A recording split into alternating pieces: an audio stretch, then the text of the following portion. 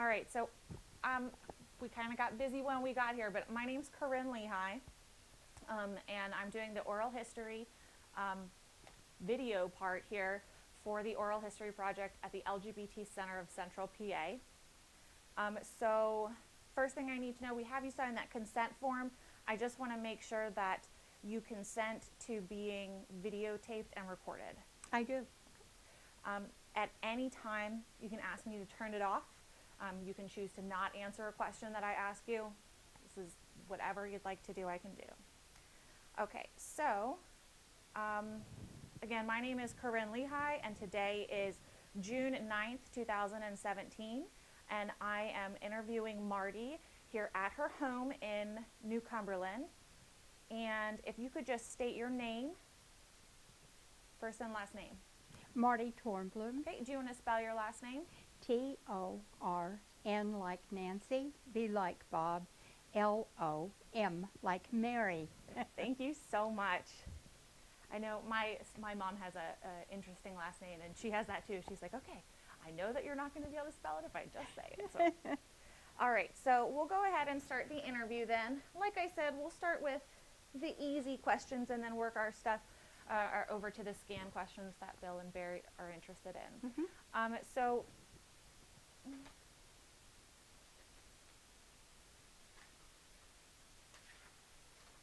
I apologize, I thought I had this all ready. Okay, so where are you from? I was born and raised in Utah, taught school in California, lived for a while in Birmingham, Alabama, Pittsburgh, and landed here in Harrisburg in 1980. Wow, so you've been all over. So tell me about your schooling that you went through. How much, where?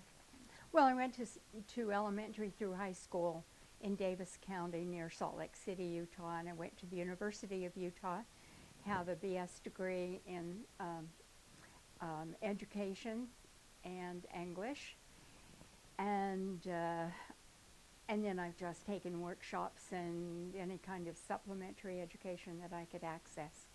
Wonderful. So let's talk about your family then. If you can tell me about your parents and any siblings you might have. Okay, my ancestors went west on the wagon trains, and that's how they ended up in Utah. My father died when I was 7, and my mother raised me as a single one child. I'm married, have 5 children, and I lost a son just this last autumn, cancer. The other 4, well, we're a close-knit bunch. That's always good. So if I can ask about religion, you said that you guys lived out in Utah. Are you Mormon or? I was raised in the Mormon church. When I was 9 years old, I kind of decided that some of that was a little hokey. So when I met my husband, I became a Presbyterian so that all of the family could be the same thing. And that's what I am now, though I sort of practice my faith according to the religion of Marty. That's always good. Find what works for you. Okay, and you said that you were a teacher. What grade did you teach? I taught high school. High school English? I taught English. I taught home economics. I did a lot of subbing after I was married, so I taught everything from art to chemistry. So then you were home a lot with your kids? Being a substitute. Yes, I was at home with my children, well, till the last one was in elementary school, and then I went back to work and I went into life insurance. Oh, what made you go into life insurance? There weren't very many women doing that, and I thought women had a value. A lot of people didn't think we were worth insuring, and I thought it was something that was important to my gender. That's really cool. How long did you work in life insurance? It was while I was in Birmingham, Alabama, so I was doing that for 4 years. And then when we moved here to Harrisburg, I reinvented myself several times until I began working for nonprofit organizations. And we'll get into some of that a little later. All right, cool. Are you I know you said that you were married. Are you an ally then? Or, I'm an ally. okay. Mm-hmm. And let's see here. Adult family formation, you've been married, children and grandchildren. How many grandchildren do you have? 4. 4. 2 boys, 2 girls. How old are they? Oh, they're in their 20s and 30s now. That's amazing. Do you have any great grandchildren then No. yet? No, they're my children are still pursuing their at the beginning of their journey. So yeah, no babies yet. Not yet. Can't wait. Okay, so then let's jump right into Barry and Bill's questions. How did you first get involved with SCAN? I'm going to start a little bit with my interest in the subject of HIV and AIDS, Yeah, sure. which didn't have a name at the time that I was involved. I was curious. And what year was that you started to get interested? I was interested about 1989, and then, no, it's before that, I'm sorry. It was about 1979 when this very strange thing was happening in the gay community, and no name to it, but I had serious questions about how this came about and what was causing it. It was my curiosity. And in 1980, when we moved here to Harrisburg, I was working in an office where one of my coworkers talked about her brother who was coming to visit from New York City, and she wanted me to meet him, and we had some conversations about why he was in New York and just things like that. And he went back home. A month later, he called his sister and said that he had these terrible growths on his skin, and no one knew what was causing it, and this was all appeared to be related to whatever was happening. Still didn't have a name. And several months later, he died. That was my first encounter with someone living with it, and I learned what disruption to the family, what a tragedy it was. He was a young man, and that loss was a great loss to his sister. That was my first encounter. I didn't get involved with SCAN early on. It was about the end of the 80s. And by then, it had a name, and it was, Harrisburg was being impacted not by its own population alone, but because the larger cities of the East were so heavily impacted that many people were coming to Harrisburg for services. And I was on several boards, and I was on the board of SCAN. I've been asked to serve on the board. It's a long story. But I had been on the board for a couple of years, and I had evolved in my own life to really understand what prevention was about, and that position opened up, and I applied for it, and I became the prevention educator for SCAN and held that position for a few years. What year was that you started working for SCAN? I believe it was 1996, but I really can't remember for sure. And what did you do as a prevention educator there? I met with the public. I oversaw outreach. I went to bars, and I did a lot of volunteer training of volunteers, training for staffs of companies and corporations who needed to have staff training in prevention.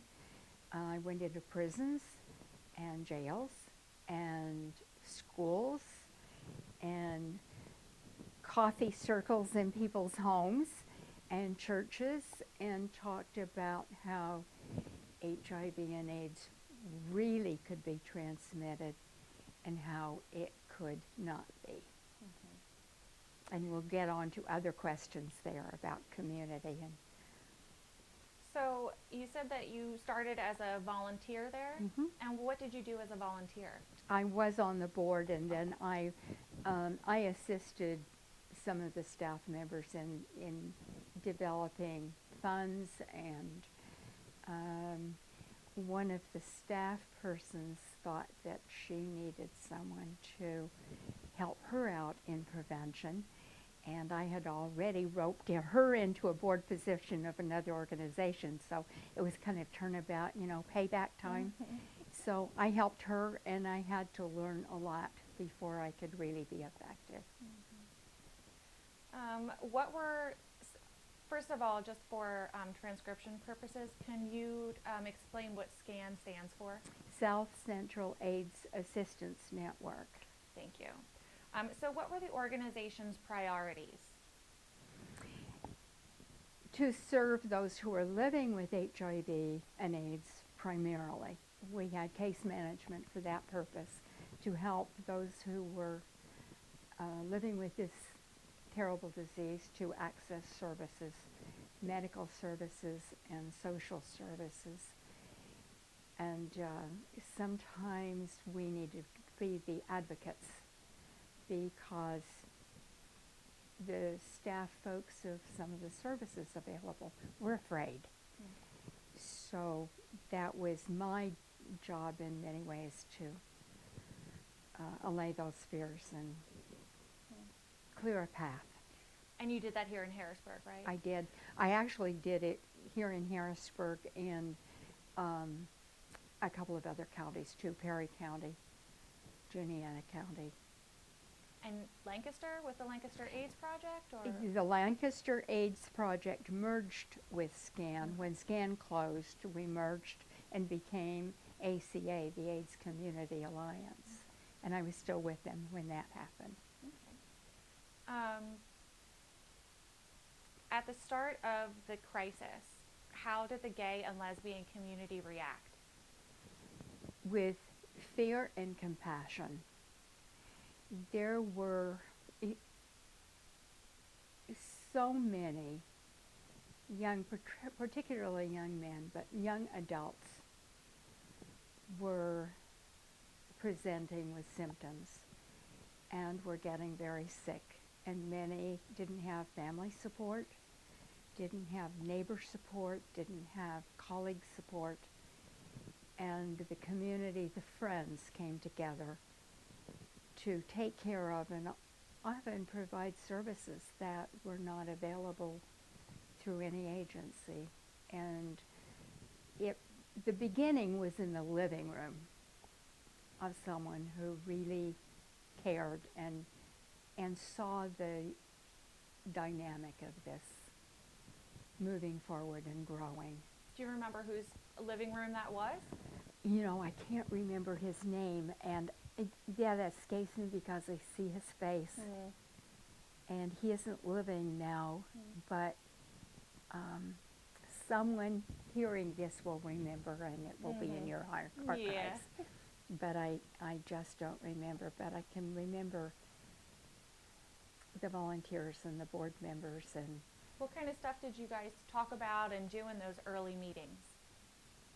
I wasn't on the board in the early, very, very early beginning of this organization, but on the board we talked about how to raise money, what services were needed, how we were going to acquire staff. By the time I became a volunteer, the organization had hired its first executive director, and that was Peg Derrickson, and she's the one who hired me when I was ready to work. And many of the people who are involved are still friends of mine. How did the heterosexual community react when AIDS came out? When this all started? That can't be expressed in one word, because there was fear. Among those who knew people living with HIV or AIDS, I think the compassion emerged, at least an understanding. For many, there was anger. fear breeds anger. It breeds meanness, cruelty, and there was a lot of that. And a lot of that came about also just because of those who were infected, who were already experiencing discrimination. Yeah. And the injustice of that was something that drew me to want to do something to help. Do you know how many AIDS patients the organization dealt with? Hundreds, but I couldn't give you a number. It varied from time to time. Mm-hmm. When do you think they were the busiest when you were there? Was there a specific period that they were busier, you think, than others? Like when it first started, were you really busy with it, or? We were always busy with it, always, mm-hmm. Yes. And it's still an issue that creates a lot of need, but it isn't so visible now. People are living longer and living with HIV and having the infection under control, and many people with zero viral count, and so it isn't considered the serious disease that it is by many people. They're in denial.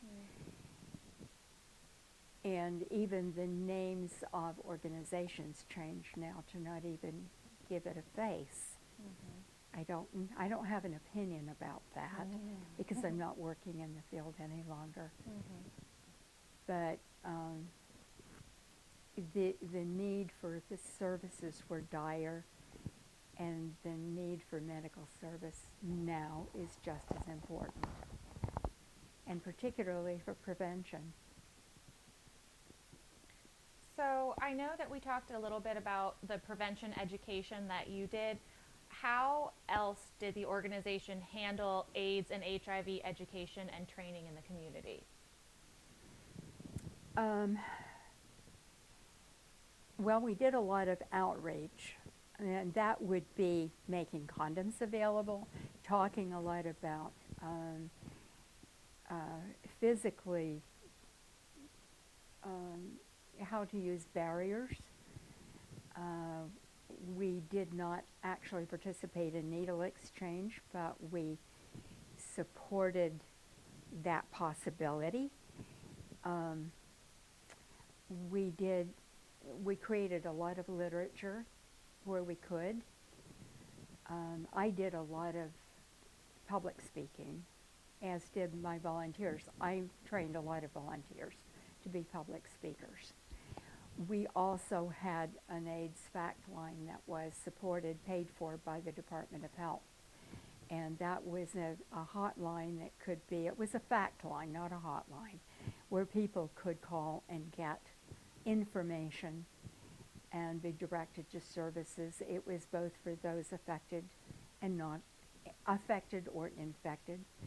And we had volunteers staffing that. They were thoroughly trained. And that was ours was the agency that operated that fact line and handled the funds for it. That was a vital link to the community. You said that you did public speaking. Mm-hmm. What kind of events and things did you do the public speaking at, or was it just in going to different places and like educating, like you had said that you did at prisons and schools and that kind of stuff? And that would have been outreach, prisons and schools and so forth, but anywhere that we were invited. So it might be civic clubs, it might be PTA.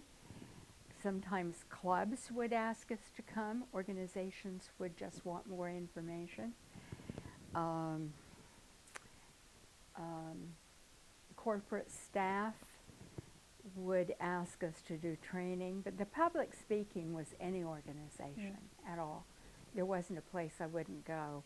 And sometimes people in the outlying communities and counties other than Dauphin would wonder why I would be willing to come, and I was thrilled to come. I loved to go out into the hinterlands, so to speak. because my mission was, probably my personal mission was, number one, to talk about prevention, but number two, to try to bridge the gap between the outlying community and those infected so that they would be less fearful and more accepting and more supportive of the kinds of legislation that would bring the protections that were needed for confidentiality and for preventing harassment and discrimination particularly. That was a serious issue. How did the organization reach out to the gay community, and what was their reaction? Well, it was founded by the gay community, so the support was there in the beginning. I think that sometimes trusting those who were not of the gay community, the gay community trusting some of us from the outside, wondering why are they interested? What is it that they want to do and to know? There was a lot of suspicion about that, I believe, and I felt it sometimes. And I will tell you a story. When I was training to become the prevention educator, I felt that unless I personally knew folks who were living with this disease, I couldn't be effective. And so I volunteered to become a buddy, and I had to be interviewed. And when I went through the interview process to become a buddy, the question was put to me, well, Marty, how would you feel about being a buddy with a cross-dresser or transgender? And the only response, the only barrier that I could think of was, I don't have a very good idea about fashion, and if that was part of the buddy relationship, I might need a partner in that. And she said, you're in. Can you explain a little bit more about the buddy program? Mm-hmm. The buddy program was started way before I became involved with the organization, but because there were so many individuals who didn't have family support, there was a need just to have people who could do the simple tasks, like driving back and forth to the doctor or to other services, or laundry, or bringing food in, or helping with food, maybe spending time at the bedside, or just being a friend. Just being a friend, because it was a lonely, lonely place to be. And that was mostly what it was about. Do you know how successful the program was? Do you know any numbers or anything like that? At that time, it was very successful. I couldn't give you numbers, Right. but anyone who volunteered to be a buddy had to go through pretty strenuous training, and more so if they hadn't been associated or familiar with the community they were going to serve. So it was a 2-day training. I conducted those trainings along with volunteers, and some folks did better than others, but I think most volunteered because they wanted to succeed and they wanted to serve. So you've mentioned your training of volunteer people a couple times. What kind of volunteers did you find that you got for the programs? And what did they volunteer for? What did you have them do? That kind of stuff. Oh, volunteers of all ages, all genders and gender identity. Many wanted to be buddies. Some wanted to be educators. Some just wanted to come in to do office work or receptionist work or help with outreach. Some would come in just to set up the outreach kits, you know, the condoms and all of the things that we needed to have for distribution and literature and so forth, and they had to go through a rigorous training too. Sometimes we had training parties just to kind of make everybody. I had a lot of icebreakers that kind of broke down a few barriers and got people loosened up a little bit and reduced the embarrassment of language and so forth. So when people would ask me what I was, who was I when I would come before an organization? And sometimes I would respond by just saying, it's a little bit like talking to your grandma about safer sex. We could break it down and get comfortable. That was the fun part. Yeah. All right. So we talked about the gay community and how it was involved in that, and we talked about the outreach programs that you did within the heterosexual community. Was there any other research that you guys did to the heterosexual community, and how did they react to it? I think we've pretty well covered how bringing the community in. We, as individual volunteers, the organization itself was nonprofit, and we could not do, as an organization, do a lot of lobbying, but as individuals we could, and a lot of us did that. We kind of sometimes harassed our elected officials, but that was an important component. I felt it was important to me. So for the lobbying, when was it that you were doing the lobbying? In the early or mid-90s, or? All along, all the time I was involved, from working on discrimination bills,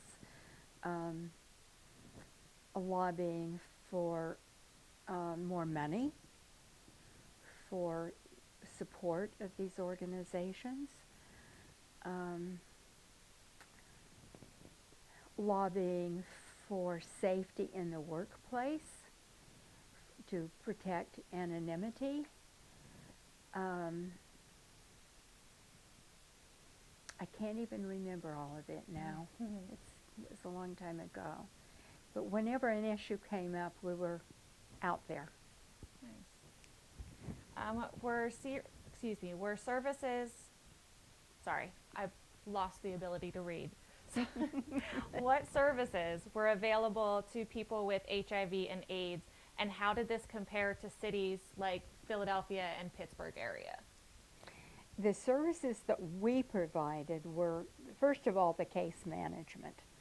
And case managers had case loads of those who were infected, were living with the disease.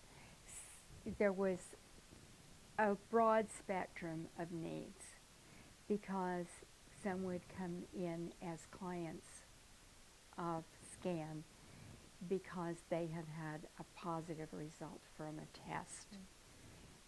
Some had been diagnosed having presented with symptoms that declared they were in full-blown AIDS and probably in a hospital. So we tried to access the appropriate services for them. We provided emotional support. We had support systems. I'm trying to think of the term.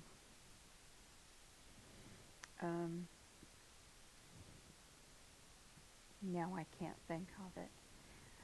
We had circles of clients who would come just to talk among themselves, so that they could get to know each other and reach out. And many of our clients who had been living for a while with the disease were great to support for others, because they had developed techniques for getting around how to take a bowl full of pills every day. how to deal with nausea, how to deal with family, how to deal with partners. They needed to be able to, a lot of clients needed to be able to access that fellowship. And that was one of the things we did. What other things did the case managers do? What kind of things were they in charge of then? They were just in charge of case management, Okay. but their services went everywhere. Many clients came in to visit a case manager. Sometimes they had to go to homes. They visited clients in prison. They visited people on the street. Wherever they needed to go, they did. What are some memorable stories that you can tell?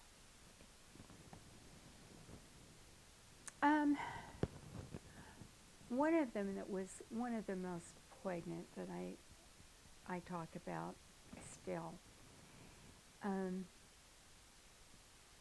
You know, many people were infected in a marital relationship. And that was something that didn't occur to the general public sometimes.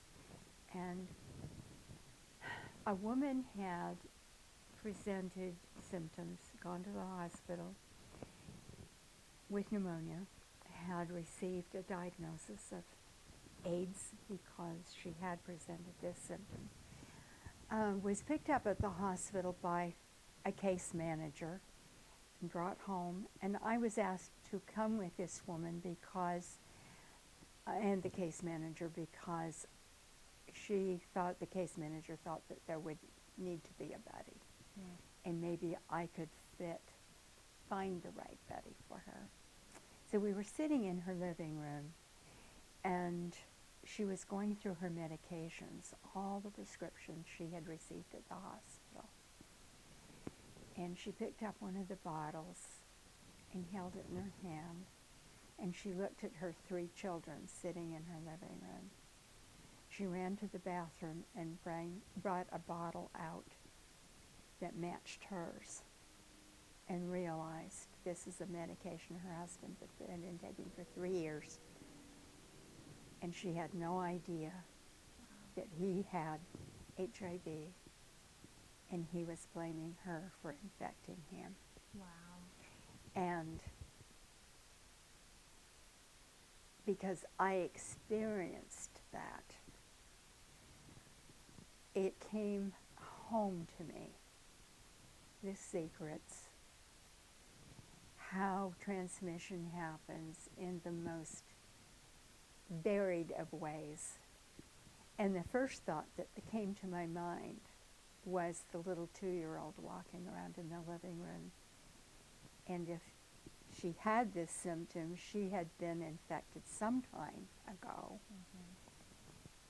And there was probably no thought yet whether or not this little girl was carrying the virus as well. Wow, yeah. And that played out over a couple of years, but when I had those kinds of experiences, it really got me. Made it even more important. It made it more important and more, well, it was closer to me. It brought it home, as did many experiences. I had, there were funny experiences. One of them was one of the young men that I was on a team of buddies for him. And he was a very, very artistic, very creative young man. And he was a collector. And he really wanted to have me share tea with him one afternoon using his lovely set of Mason china. And so we set a date when I could come to the house just for the sole purpose of having tea. By that time, he had such a neuropathy in his hands that he couldn't hold a teacup. He couldn't hold a teapot. but he wanted me to pour out. So I came to the house the afternoon that we had selected, but I had come rather casually. And I was wearing my corduroys, and I was wearing a denim shirt. And he looked at me and he said, "Marty, you are too butch to pour out today. We have to make another date." So the next time I came, the next week, I was wearing my mother's hat with a veil and my long elbow gloves, and I poured out. Oh, you had to be properly dressed for tea. I had to, yes. Oh, that's a good story. All right, so I know you said you guys got some people from the surrounding counties, but what kind of cities and towns did the patients come from to Harrisburg? They came from, well, Harrisburg was the central city. Unless they came from one of the large eastern cities to move to Harrisburg. But many came from the small rural towns of Perry County, of Cumberland County, of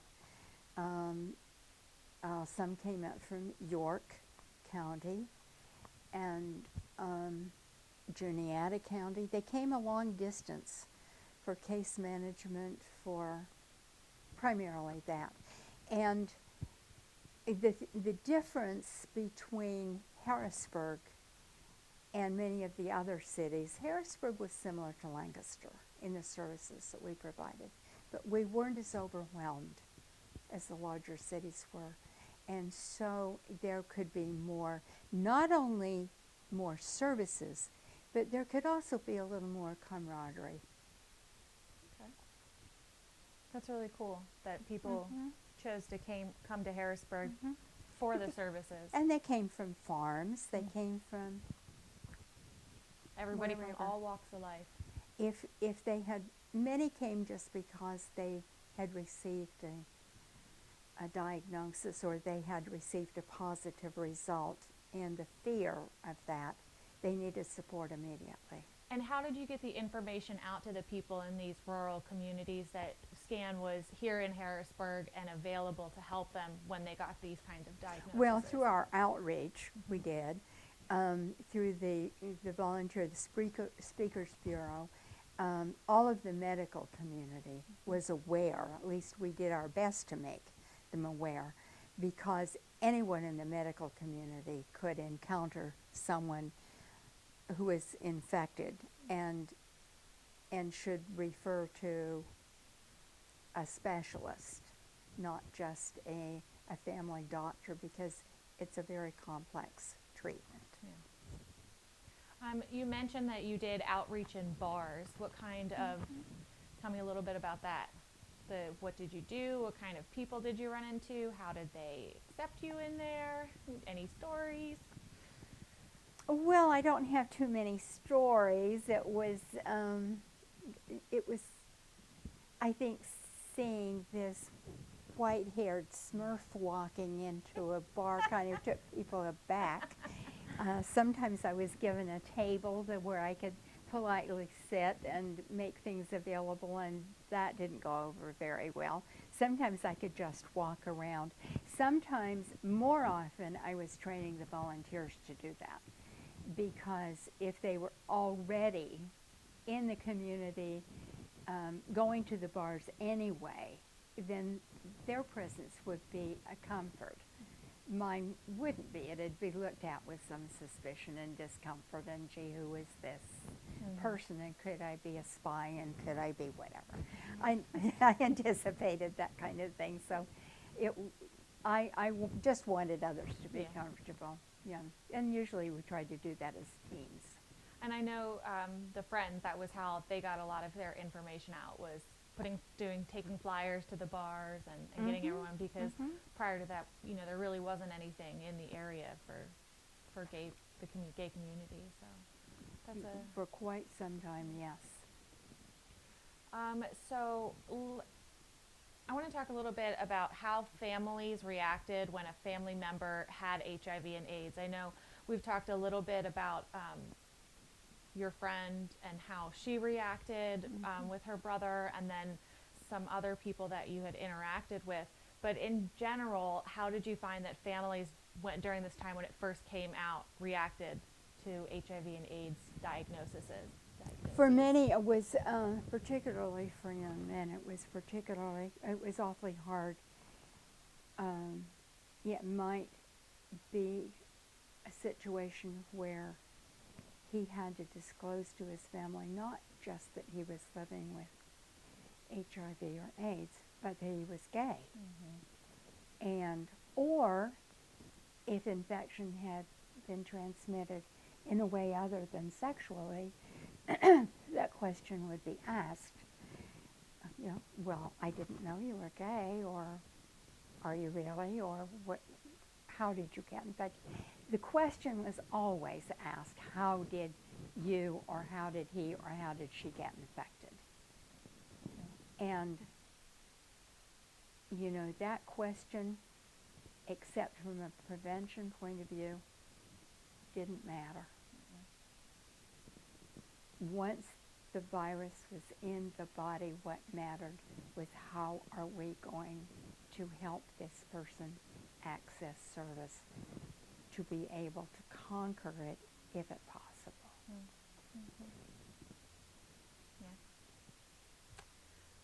So I know when I was processing the materials that you donated to the LGBT Center and Dickinson, that you had quite a bunch of cut out obituaries.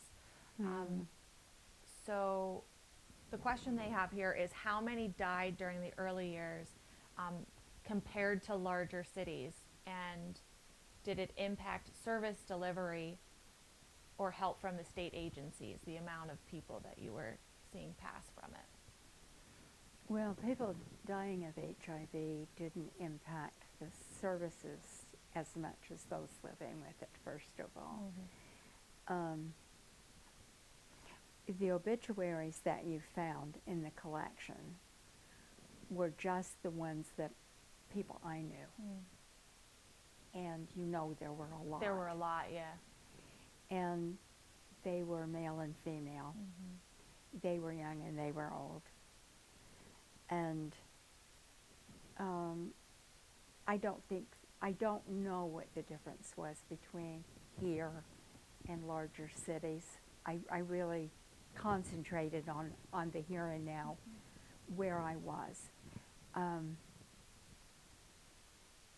I had the honor, and it was an honor, to be with families when the families were there. Sometimes they weren't.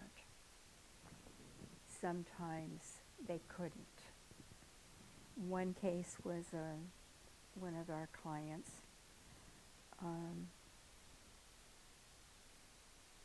He had been abused as a child by his stepfather, and his mother wasn't permitted to come to his funeral. And his sister came from a long way away, and she was the only family who came. And yet, the memorial service was filled to standing room because this person had so many friends. They didn't come out of curiosity. They came out of caring. And there were families that I knew. One of my buddies died on Christmas Day, and his family happened to be able to be present when he died because they had come to visit him knowing he was living with this, and he was very sick. And they spent their last days together in the hospital. And I left my Christmas dinner so I could go to the hospital to be with them. But in some cases, their passing was not recognized or acknowledged by family. You got me crying. I mean, it's just... I noticed with the obituaries that you had some more famous people, like you had Arthur Ashes. obituary in there, and I was just wondering why you had that in there with the rest of the obituaries of the people you Because knew. I had met him. You did. I was Just very casually, but he was such a very fine person that I just had to put it in there. Yeah, I did. Yeah, when you said that there was of people that you knew, I was like, well, Arthur Ashe was in there. So. Well, it's, and there might have been, I don't know, there might have been other famous people, I don't, because a lot of famous people did die of this. We have no idea, no concept of where medical science, the arts, mechanics, whatever, we have no idea what we have lost or where we might be today had they lived. Yeah.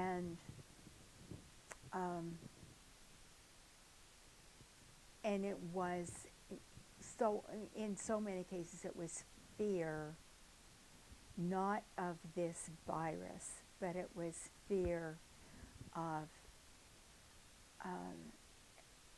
being gay, fear of catching gay, fear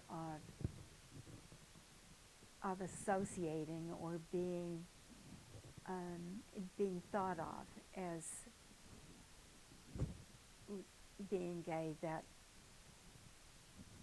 that cut off or reduced services or prevented for a long time the services that could have been available.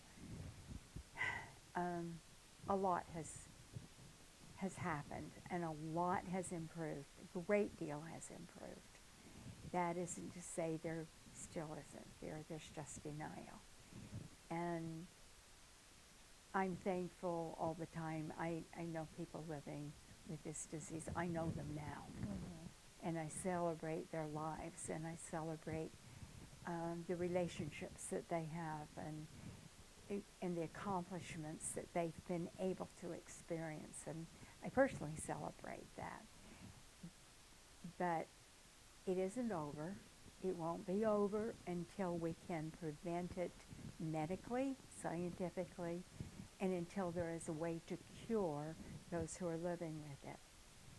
And that, I don't know when that's going to be, because this is a particularly wily virus. From your pictures that you donated to us, you had pictures of the AIDS quilts that you guys took down to DC, and the Harrisburg AIDS walks here. Did you want to talk about your participation in those? You had lots of great pictures from them. And I didn't take those pictures. I'm not responsible for that, but I wanted them to be saved. I was so afraid those were going to be lost or forgotten, and they mustn't be. Yeah, I was in Washington 3 times to see the quilt. The most poignant part of that was always the ceremony opening the quilt. And it got larger and it got larger until the entire mall was filled. And I had participated in making some of those patches to the quilt.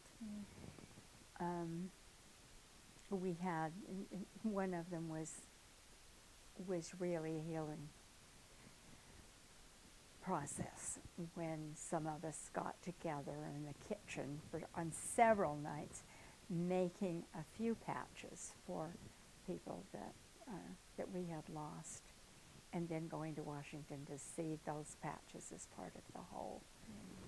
And the bus trip down and the bus trip back, and talking about it later.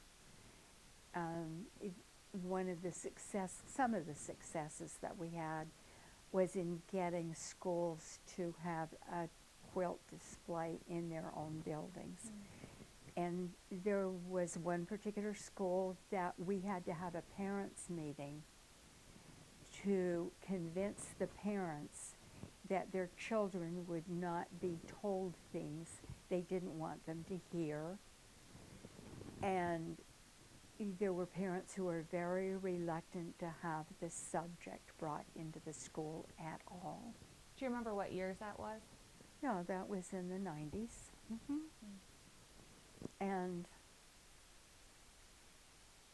um, and I didn't, as a parent, I didn't understand it. And I didn't understand, and I still don't understand the reluctance to allow people's children, for parents to allow people's children to be prepared with education about this virus and about prevention. When I was asked once about why I was advocating for education, the story I told was about my children growing up in a community where there were a lot of swimming pools. And we didn't have one, and the children of the neighborhood weren't allowed to go into each other's swimming pools unless they were invited. But I wanted my children to be able to handle themselves in water if they fell in or there was an accident. And they were forbidden to go to a neighbor's pool if there wasn't an adult there. But you know, kids will be kids. Someone's going to climb a fence. What if one of my children did that and didn't know how to swim? And that was my argument for education, because I wouldn't advocate that my child go where they weren't supposed to be. But what if they did? And I feel that way about any transmissible disease. Why would you allow your child to remain ignorant about protecting himself or herself? So that was my message. Very good point. Did you sway a lot of parents with that? Or? I don't know. Oh. I really don't know. I got a lot of pushback. Yeah. But I feel that they are the parents and they have the right. Unfortunately, in many cases, they have the right to withhold information or have it withheld from their children. But it's not a service. Yeah. Yeah. So then let's talk about the Harrisburg AIDS Walk. And your part in that, or were you just a participant, or? I was a participant, and I trained the volunteers who staffed the booths that we had at the walk and at every festival that was held, from Capona to Art Fest to any gathering on City Island or down Front Street. We always had a booth, and we always had information, and we always had freebies to give away. And Gay Pride, we were there. We always had stuff to give away, and it was good, and it was a good chance for a lot of volunteers to participate in something joyful and fun. At the AIDS walks, of course, they were for the purpose of raising funds, and I always walked in them.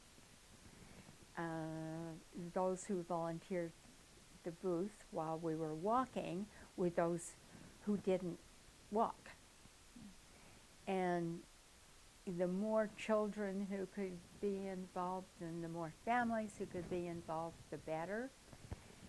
You have pictures of those walks, and I hope that, you know, a lot of the people who were in those pictures aren't living now.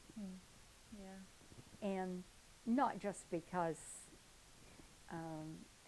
they were living with the disease either. Some just aged out. Yeah. And I'm still around. Oh, okay. Answer that one. All right. When AZT came on the scene, was it difficult getting the drug for people with AIDS? Yes. Yes. Most of it was funding. The pharmaceutical companies were working on a lot of medications, but the early drugs, actually, people died of the treatments as well as the infection. And then there was a program through the state whereby there was a particular volunteer who was an employee at the state who ran the program for acquiring the drugs.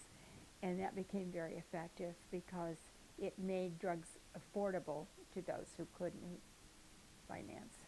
They were so expensive.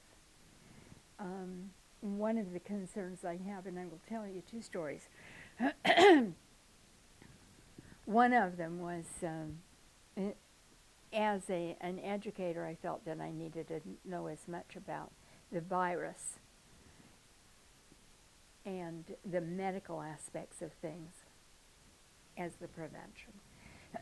So every time the medical community had any kind of seminar or any kind of workshop or any kind of whatever, I would find somebody who could get me in. And one day, they were having a, I forget what you called it then, now it would be a webinar, from Washington, D.C. about this new prevalence of people living, having the virus and then being infected with a virus that is resistant to treatment from someone else. And before it even hit the print, that message just chilled me. Because resistance to medication meant that it rendered that medication ineffective for that person. And this put a whole new picture to the thing. And then we started seeing that happening over and over and over. I took a lot of volunteers with me into the high schools, people who were living with HIV, and had them tell them their stories. I had a few who were willing to do that. And it was courageous for them to do it. Yeah. But it was so effective, and the effect that it had on the students, that this is a living, thriving human being standing before you who is living with a virus that is going to take this person's life. And that was at a time before we had the medications that could lengthen life. The person would be healthy looking, maybe an athlete, but students had, you could see a change in their faces, and you could hear a pin drop. That was more effective than any words I could use, and that wasn't about fear. That raised compassion. And one of the young men, well, he wasn't a young man, he had been in prison, and he had grown up in the Bronx, and he had lost friends, not to guns, but to the virus, and it was through drugs. And he told his story, but he told it so effectively that they didn't see a prisoner, an ex-prisoner standing before them. They saw someone who was a human being. And he talked about his sons that he wouldn't see grow up. And he talked about his wife, who has been standing by him and was by his side when he died, by the way.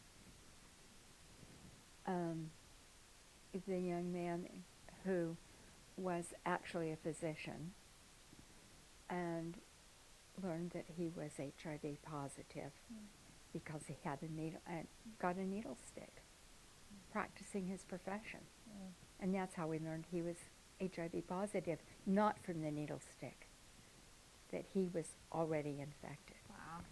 And he had to tell his father on Father's Day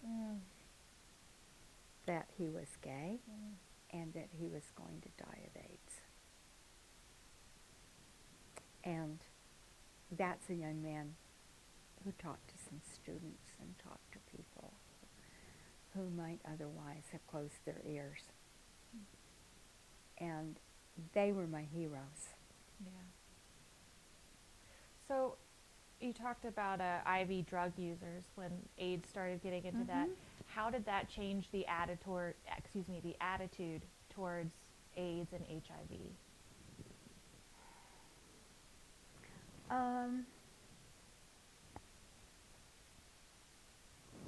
I don't really remember how that changed. I don't think it did. Okay. I think there was a difference in attitude sometimes. Right. And there was, larger than that, those who were infected through transfusion or through medical procedure to the public were considered the innocents, and the rest were guilty of something. And that didn't set well with me, because it's the virus, it's a disease, and the ultimate outcome is going to be the same. And generally, transmission had to do with behavior for the majority. And we needed to change behavior. We needed to change the thinking. Particularly with young adults, we needed to change the thinking, and that's very hard, in thinking that nothing bad could ever happen and that they are invincible. Yeah. Because they are the risk takers, and that's why they make good soldiers. And that's what I often talk to parents about. But yeah. Did you experience any prejudice from others because you chose to work with people who had AIDS and HIV? I did. I know we talked a little bit about in the schools you would have to face the parents who didn't want their kids to be around it, and you said that some of the gay community was a little wary of you. What kind of prejudice did you experience from the heterosexual community? Well, that either I was misguided. That was the, that was the easiest to deal with. Or that I was probably infected myself, either because, and maybe that's why I was doing this job, or that I had become infected from associating with clients. And that sometimes hit me. I went to a church, actually it had been my church at one point, and I had been invited to come and talk to a group of people. And when I got to the church, I was ushered back into a dark corner, and 4 people joined me for this discussion. It was because there were 4 people out of a few hundred who really wanted information. And it came back to me that they really didn't want to have someone talking to the congregation because it wouldn't be good for children to hear, for one thing.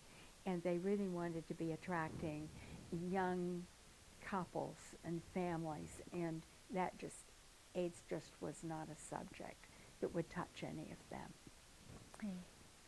And that appalled me. Still does. But I think the world is more enlightened than that now. For the most part, it is. Yeah, we're getting there. We are. In my lifetime. Yeah. Did you ever feel helpless or hopeless at any point in time during your work with the AIDS and HIV community? No, I didn't. No, I just kind of plodded along and did what I was supposed to do at the time. Yeah, I didn't. When I was with a family, parents, in the passing of an adult child, my heart was very heavy. And very often one parent was more accepting of what was happening than the other. And there are times when I could detect the possibility of some friction later. And that hurt. It didn't hurt me, it was painful to me because that isn't what that child would have wanted. Yeah. And if I saw that this had been a loving family, it's a terrible loss. Mm. In some cases, some of those volunteers that I worked with, though, were those who had lost children and wanted to do something. We had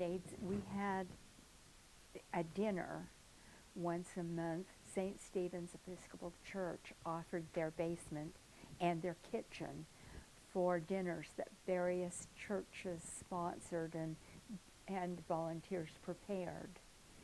And some of those volunteers were parents who had lost children.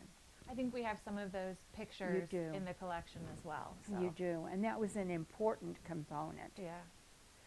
And so at those dinners, was it just being there for everyone, or was there any structure to it, or just somewhat? Kind of, yeah, we had dinner, and then sometimes there was entertainment. Sometimes we played games. Sometimes people just sat around and talked or sang songs, or someone stepped to the plate and provided something to do. But that circle began to grow with other churches stepping up over time, and that was such an important turn of events, because some of the churches who came to support those dinners were those who might not have earlier on, and in part, I think sometimes it was because members of their own congregation were touched in some way. Mm-hmm. And that always made a difference. Yeah.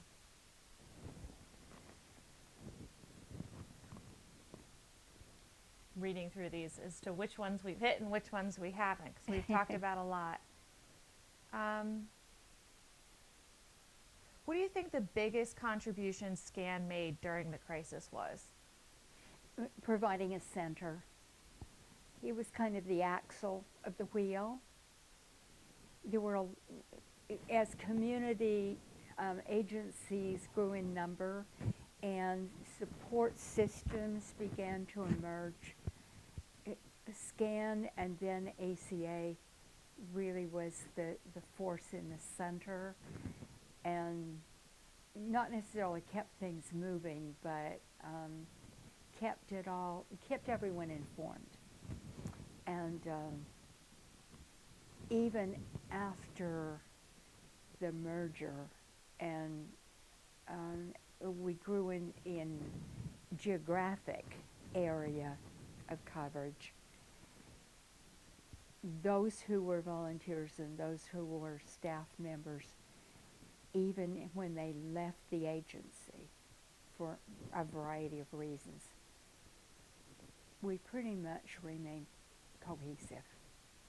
We still had a cause. Mm-hmm.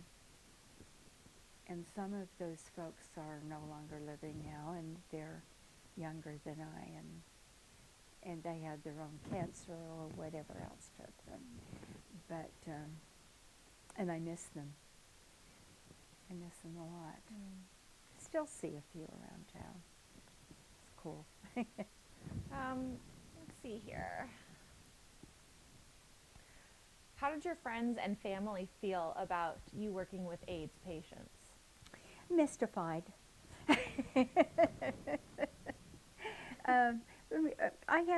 My friends were supportive of me because we all were kind of politically, spiritually, whatever.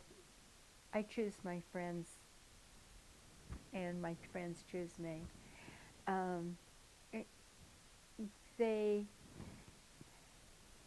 that was okay. There were a few members of my family who were not opposed to my engaging in the work I was doing. I think that sometimes they felt that they had to compete because I wasn't there. The Christmas Day that I left the table that I'd prepared to go be with the family, and my children were less than generous at the moment. At the moment. I think they didn't understand what drew me to leave. And it was the first time I'd really ever done that. But I needed to be where I needed to be.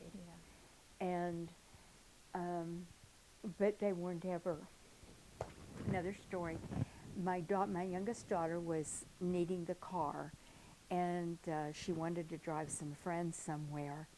So I pulled into the my driveway, and they were all waiting to get into the car, and she later related to me that the boy sitting in the back seat looked down at the bag on the floor and saw the condoms and all the literature, and he wanted to know what that was for. And with a little chuckle, she just said, "Oh, that's just the kind of work my mother does," and left it at that. So, who knows what people think? Oh, wow. Only knowing part of the story. Okay.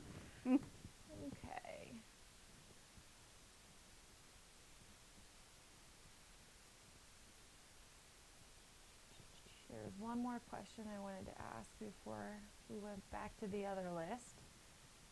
Oh, you talked about some of the fundraisers you did. I know the Harrisburg AIDS Walk. What kind of other fundraisers did you do, and how did you get funds besides from the state-funded opportunities that you had? There was some federal money that came through. There was a council in Harrisburg that dispersed funding for not just the AIDS agency, but family planning, Planned Parenthood, and we had to apply for grants from there, or we got a portion of their annual funding budget. That was the public money, and then there were donations that came in, sometimes a bequest of some kind. We had raffles. We sometimes participated in fund drives in a coalition with some other organization. And we took money that was offered. Sometimes people would earmark, but we never had enough. Yeah. We needed more case managers. We needed the supplies for prevention education came from primarily public money, and that was, we had sufficient for that.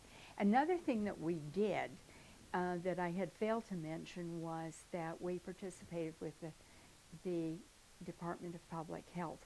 As soon as oral testing was approved, then I was able to do testing and counseling. And at the end of my tenure with ACA, I was testing in 5 counties. So I went to Carlisle. Each day of the week I was away. I was in Carlisle, or I was in Lancaster, or I was to start in Lebanon, in Harrisburg, or sometimes traveling to somewhere else. And but at that time you had to wait 2 weeks for a result. So I didn't, as I recall, I wasn't doing testing and counseling on Fridays. I didn't like giving results on Fridays. And when I got a positive come back, I had to have a nurse from the Department of Health present to help deliver. She actually delivered the result, and then together we counseled and took information about any possible transmission, and then where do you go from here and what services. We linked that person in with the case manager immediately. What was that like, telling people that they were positive? And what kind of reactions did you get?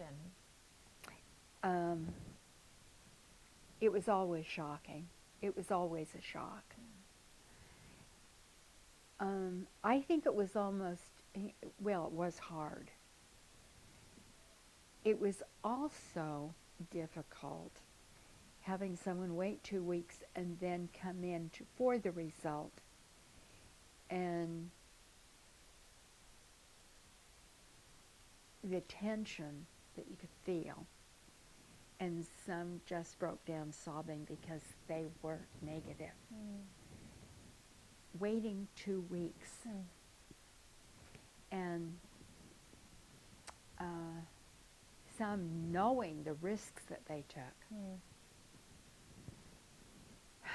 It was, and then there were the frequent flyers who were taking big risks all the time, but coming back every couple of months for a test.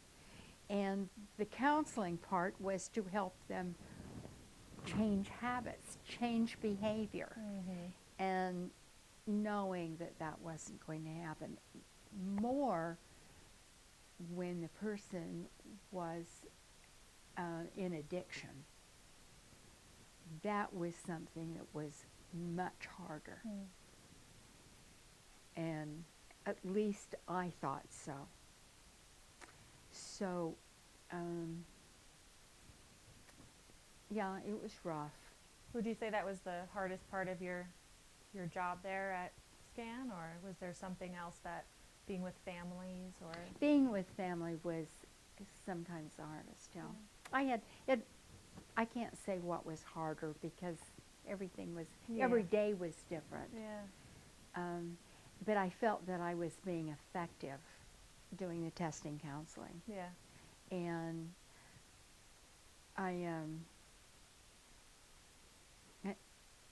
I think that we did have the impact, not always the impact I hoped for. You know, when you see someone coming back. But the thing that was at least fulfilling with me was when I knew that a client coming in was being honest with me. That we could talk reality, that we could use the words we needed to use. And my saying, I don't know all the street language, so I'm not going to try to fool you. I'll use my words and you use your words. And if I don't understand what you're saying, I'm going to ask you. And because there aren't any pretenses here. Because my interest is in your health. And and when I'd have that trust,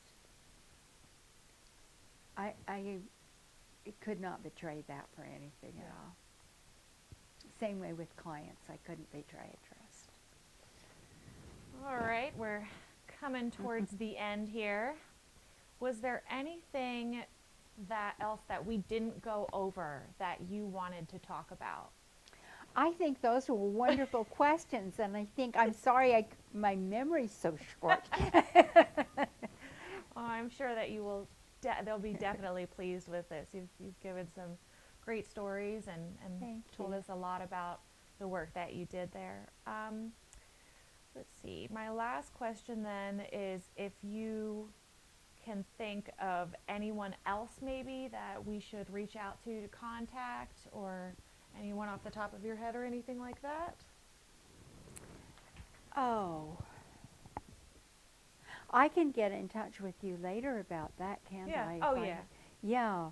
I can't think of someone right off the top of my head. No But pressure. I can. I don't feel pressure. Okay. But I can work on that. Yeah. Just Yeah.